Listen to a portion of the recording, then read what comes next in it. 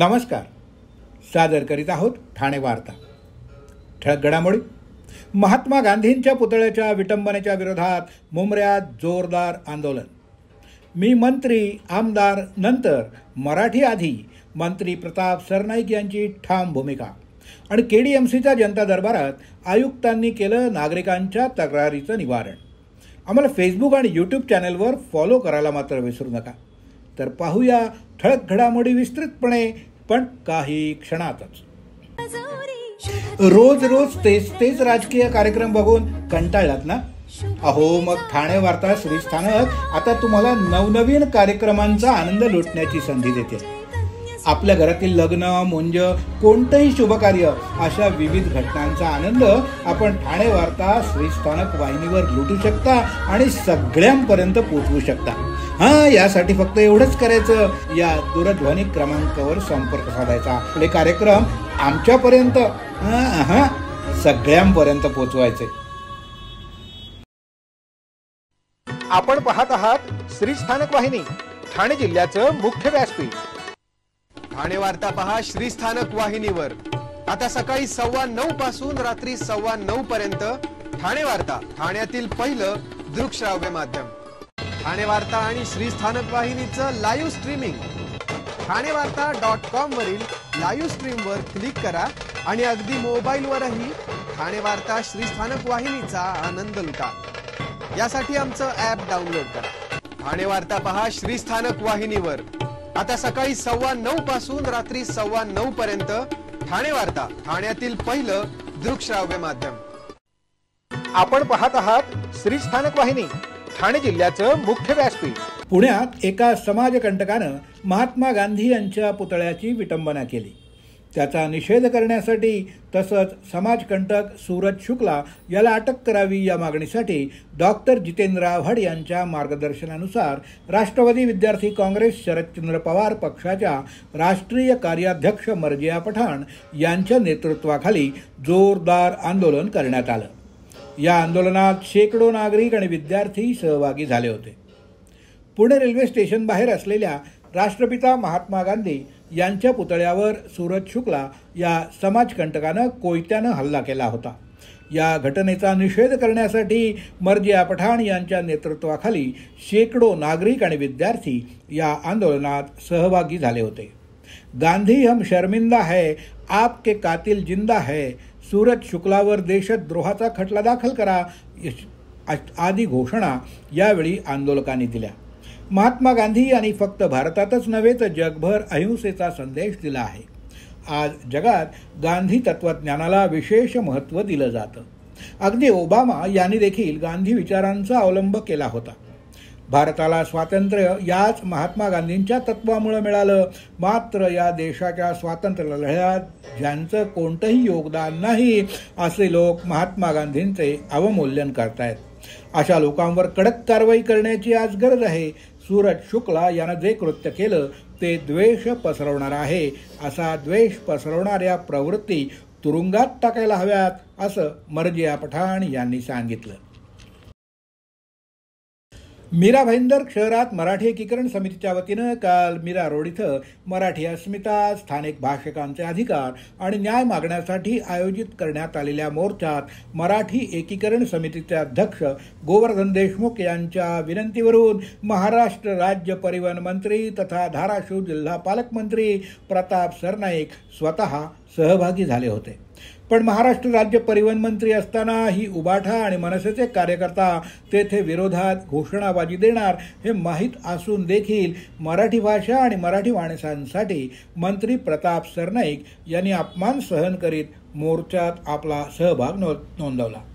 मोर्चात येण्यापूर्वी काशीगाव पोलीस ठाण्यात अटक करण्यात आलेले मराठी एकीकरण समितीचे अध्यक्ष गोवर्धन देशमुख यांची मंत्री सरनाईक यांनी स्वतः तातडीनं सुटका केली. त्यानंतर नवघर पोलीस ठाण्यात जाऊन मनसे आणि एकीकरण समितीच्या इतर कार्यकर्त्यांची देखील सुटका केली. त्यानंतर मंत्री सरनाईक हे मोर्चात सहभागी झाले.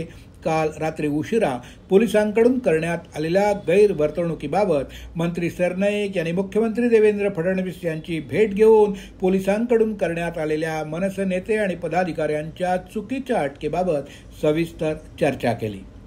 त्याचबरोबर व्यापाऱ्यांकडून काढण्यात आलेला मोर्चा जसा शांत प्रकारे पार पडला तसाच आजचा मोर्चा देखील शांतपणानं पार पडणार होता.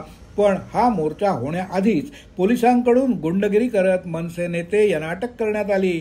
त्यामुळं हे प्रकरण आणखी चिघळलं गेलं आणि पोलिसांकडून हे प्रकरण योग्यरित्या हाताळलं गेलं नसल्या कारणामुळं ही सर्व परिस्थिती निर्माण झाली. त्यामुळं तातडीनं त्यांच्यावर योग्य ती कारवाई करावी अशी मागणी मंत्री सरनाईक यांनी मुख्यमंत्री देवेंद्र फडणवीस यांच्याकडे केली आणि यावर मुख्यमंत्री महोदयांकडून ही सकारात्मक प्रतिसाद देण्यात आले असल्याचं मंत्री सरनाईक यांनी सांगितलं. या संपूर्ण घटनेवर मंत्री सरनाईक स्पष्ट भूमिका मांडत म्हणाले की जेव्हा जेव्हा मराठी माणसावर अन्याय होईल तेव्हा मी माझं पद विसरून मराठी माणसाच्या बाजूने उभा राहीन. मी या मोर्चात कोणत्याही राजकीय हेतून नाही तर मराठी माणसाच्या अस्मितेसाठी सहभागी झालो होतो. माझ्यावर घोषणा करून काही जण वातावरण बिघडवण्याचा प्रयत्न करीत होते, पण मी माझी जबाबदारी पार पाडली असून जेव्हा जेव्हा प्रश्न मीरा भाईंदरमधील मराठी माणसाचा असेल तेव्हा तेव्हा मी मराठी माणूस म्हणून त्यांच्या सोबत उभा राहीन. मी मंत्री आमदार नंतर मराठी आधी अशी स्पष्ट भूमिका मंत्री सरनाईक यांनी यावेळी मांडली. महिलेचा विनयभंग प्रकरणी 35 दिवसात आरोपीला शिक्षा सुनावण्यात आली आहे. कल्याण कोर्टानं आरोपी ओमराजे निकाळजे याला ही 1 वर्षाची शिक्षा सुनावली आहे. आरोपी ओमकार निकाळजे याला एका महालीच्या महिलेच्या विनयभंगाप्रकरणी अटक करण्यात आली होती. या प्रकरणी 6 तासात दोषारोपपत्र दाखल करण्यात आलं. अवघ्या 35 दिवसात या आरोपीला शिक्षा सुनावण्यात आली असून खडकपाडा पोलिसांनी केलेल्या तपासाचं सर्वत्र कौतुक होत असल्याचं कल्याण डीसीपी अतुल झेंडे यांनी सांगितलं. कल्याण डोंबिवली महानगरपालिका हद्दीतील नागरिकांच्या तक्रारी आणि समस्या जाणून घेण्यासाठी एका जनता दरबाराचं आयोजन महानगरपालिका मुख्यालयात केलं होतं. आज या जनता दरबाराचं आयोजन डोंबिवलीतील प्रभाग कार्यालयात करण्यात आलं होतं. हा जनता दरबार महानगरपालिकेचे आयुक्त अभिनव गोयल यांनी घेतला. या जनता दरबारात अनेक नागरिकांनी त्यांच्या तक्रारी आणि समस्या मांडल्या. त्यांच्या काही तक्रारी आणि समस्यांचं निवारण आयुक्त गोयल यांनी केलं. रोज रोज तेच राजकीय कार्यक्रम बघून कंटाळलात ना? अहो मग ठाणे वार्ता श्रीस्थानक आता तुम्हाला नवनवीन कार्यक्रमांचा आनंद लुटण्याची संधी देते.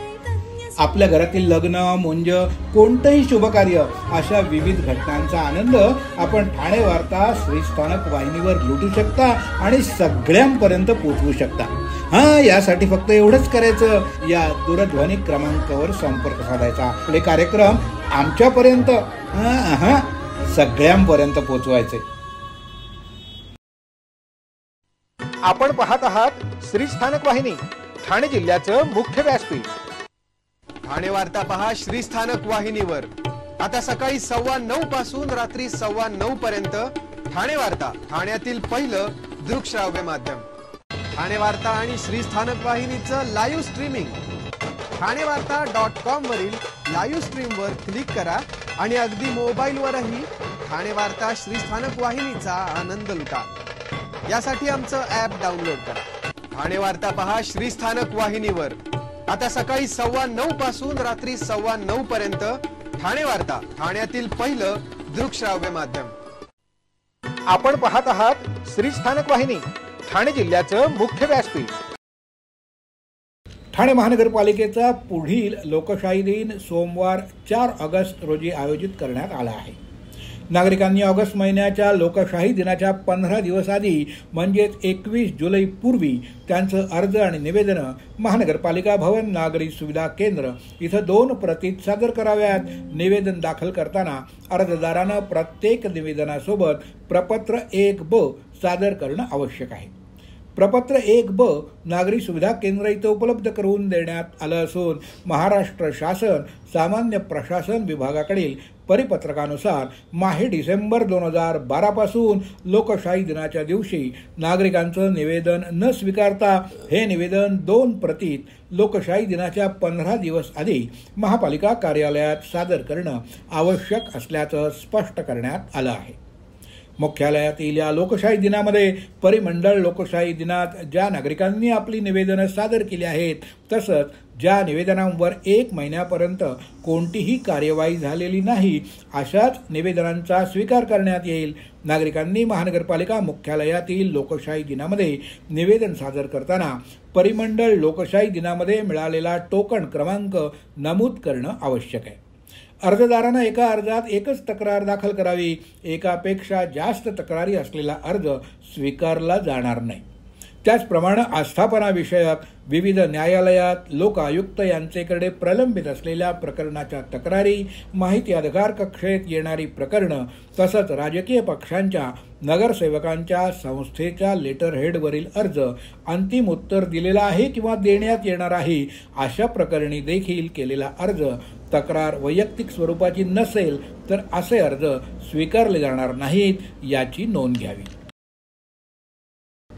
शेवग्याच्या शेंगांचे दर आता घसरले असून एपीएमसी बाजारात तब्बल 40 रुपयांची घट झाली. रोजच्या जेवणात वापरल्या जाणाऱ्या शेवग्याच्या शेंगांचे दर आता कमी झाले आहेत. नवी मुंबईतील एपीएमसी बाजारात शेवग्याच्या शेंगांची आवक वाढली असल्यानं हे दर कमी झाले असल्याचं सांगितलं जातं. पूर्वी 90 रुपये किलो विकल्या जाणाऱ्या शेंगा आता 60 रुपये किलोनं विकल्या जात आहेत. त्यामुळे गृहिणींना मोठाच दिलासा मिळाला आहे. पण बाजारात ग्राहक कमी असल्यामुळं व्यापाऱ्यांना माल कमी दरात विकावा लागतोय. तसंच पावसामुळे देखील मालाचं नुकसान होत असल्यामुळं दर कमी होत असल्याचं व्यापाऱ्यांनी सांगितलं. कल्याण डोंबिवलीतील ठिकठिकाणी विशेषतः डांबरी रस्त्यावर पडलेल्या खड्ड्यांची प्रशासनानं गांभीर्यानं दखल घेतली असून हे खड्डे तात्काळ भरण्याचं काम युद्ध पातळीवर केलं जाणार असल्याची माहिती कल्याण डोंबिवली महानगरपालिकेच्या शहर अभियंता अनिता परदेशी यांनी दिली आहे. तसंच कल्याण डोंबिवलीतील सर्वच रस्ते टप्प्याटप्प्यानं सिमेंट कॉन्क्रीटचं करण्याचं काम सुरू असून तोपर्यंत नागरिकांनी सहकार्य करावं असं आवाहन देखील त्यांनी केलं आहे. यंदा चक्क 10 मे पासूनच पावसाला सुरुवात झाली. त्यातच गेल्या आठवड्याभरात किंवा त्याहीपेक्षा अधिक दिवसापासून कल्याण डोंबिवलीमध्ये जोरदार पाऊस पडतोय. परिणामी सिमेंट कॉन्क्रिटीकरण न झालेल्या डांबरी रस्त्यावर मोठ्या प्रमाणात खड्डे पडले असून त्याचा नागरिकांना मोठाच त्रास होतोय. कल्याण डोंबिवली महानगरपालिकेच्या शहर अभियंता अनिता परदेशी यांनी शहरातील रस्त्यांवर पडलेल्या खड्ड्यांची वस्तुस्थिती मान्य केली असून या डांबरी रस्त्यावरील खड्ड्यांची महानगरपालिका प्रशासनानं गंभीर दखल घेतली आहे. या रस्त्यांच्या दुरुस्तीचं काम वेगानं केलं जाणार असल्याचं त्यांनी स्पष्ट केलं. सध्या पावसाचा जोर वाढलेला असल्यानं रस्त्यावर पडलेले खड्डे भरण्यासाठी कोल्ड मिक्स, स्टोन क्रश वगैरे पद्धती वापरण्यात येत असून ही दुरुस्ती तात्पुरत्या स्वरूपात केली जाणार असल्याचं देखील त्यांनी यावेळी सांगितलं. रोज रोज तेच राजकीय कार्यक्रम बघून कंटाळलात ना? अहो, मग ठाणे वार्ता श्रीस्थानक आता तुम्हाला नवनवीन कार्यक्रमांचा आनंद लुटण्याची संधी देते. आपल्या घरातील लग्न, मुंज, कोणतंही शुभकार्य अशा विविध घटनांचा आनंद आपण ठाणे वार्ता श्रीस्थानक वाहिनीवर लुटू शकता आणि सगळ्यांपर्यंत पोहोचवू शकता. यासाठी फक्त एवढंच करायचं, या दूरध्वनी क्रमांकावर संपर्क साधायचा. आपले कार्यक्रम आमच्यापर्यंत सगळ्यांपर्यंत पोहोचवायचे. अहो, आपण आपलं घर स्वच्छ, सुंदर, नेटनेटकं ठेवतो ना, मग आपण आपल्या शहराच्या बाबतीत उदासीन का? आपलं शहर स्वच्छ, सुंदर आणि नेटनेटकं ठेवणं ही आपली जबाबदारी आहे, हो ना? मग उचला फोन आणि विना परवाना होर्डिंग्स, बॅनर्स कुठे दिसले तर 1800-222-108 या टोल फ्री क्रमांकावर कळवा किंवा 7506946-155 या भ्रमणध्वनीद्वारे आपली तक्रार नोंदवा किंवा महापालिकेने तयार केलेल्या स्टार ग्रेड ॲप्लिकेशनद्वारे आपली तक्रार नोंदवा. त्याची दखल त्वरित घेतली जाईल. लक्षात घ्या, आपला छोटासा सहभाग आपलं शहर स्वच्छ, सुंदर आणि नेटनेटकं बनवू शकतो. जसं आपलं घर तसं आपलं ठाणे शहर. आपण आपले कार्यक्रम किंवा बातम्या आम्हाला ठाणेवार्ता@gmail.com या ईमेलवर कळवू शकता. ठळक घडामोडी शेवटी पुन्हा एकदा. महात्मा गांधींच्या पुतळ्याच्या विटंबनेच्या विरोधात मुंबऱ्यात जोरदार आंदोलन. मी मंत्री आमदार नंतर मराठी आधी, मंत्री प्रताप सरनाईक यांची ठाम भूमिका. आणि KDMCच्या जनता दरबारात आयुक्तांनी केलं नागरिकांच्या तक्रारींचं निवारण. या होत्या ठाणे वार्ता. आपली एखादी बातमी बघायची राहून गेली असेल तर आपण ThaneWarta.in या आमच्या संकेतस्थळाला किंवा आमच्या फेसबुक पेज तसंच YouTube चॅनलला अवश्य भेट द्या. तर मग पुन्हा भेटूया पुढल्या बातमीपत्रात फक्त श्री स्थानक वाहिनीवर. धन्यवाद.